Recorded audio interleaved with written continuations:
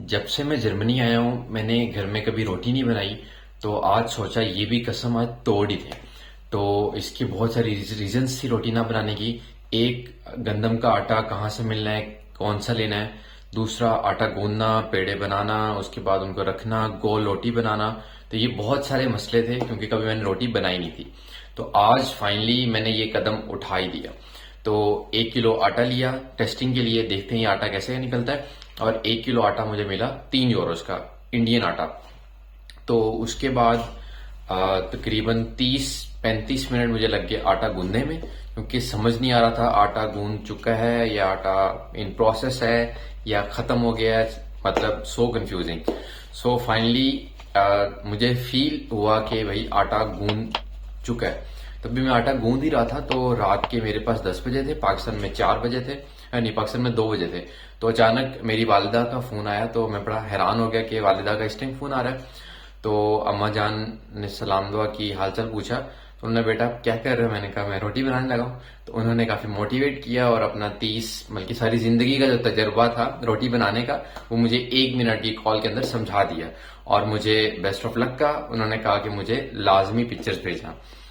तो फाइनली मैंने मोटिवेशन मजीद आ गई। पहले सोचा कि बस मेरे बस की बात नहीं है, मैं इसको छोड़ देता हूँ। फिर मैंने अल्लाह का नाम लिया, आटा गूंदा, पेड़े बनाए और उसके बाद उनको रख दिया। कम से कम 30 मिनट वेट किया, फिर भी लगा कि वो अभी सही तरह नहीं हुए, क्या कहते हैं उसको। तो मैंने फ्रिज में रख दिया कुछ देर। उसके बाद मेरे पास बेलना नहीं था, रोटी गोल फिर बनाने का एक नया मसला। तो फिर मैंने एक बड़ी प्लेट ली, उस पे कोशिश की कि किसी ना किसी तरीके से रोटी गोल हो जाए।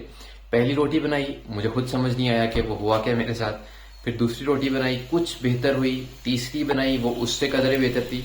फिर चौथी रोटी सबसे बेहतर थी।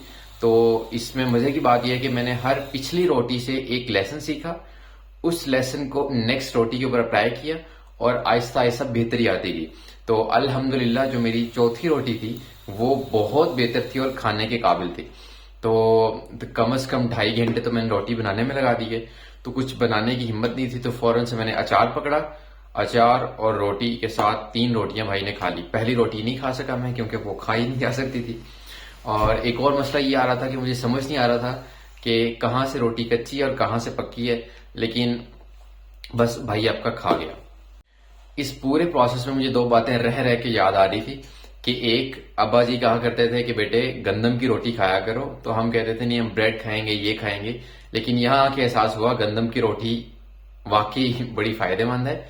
और दूसरा, जब मैं हॉस्टल आ करता था पिछले 5-6 साल से, तो जब भी घर जाता था अम्मा जी आलू गोभी के पराठे खिलाया करती थी सुबह सुबह नाश्ते में।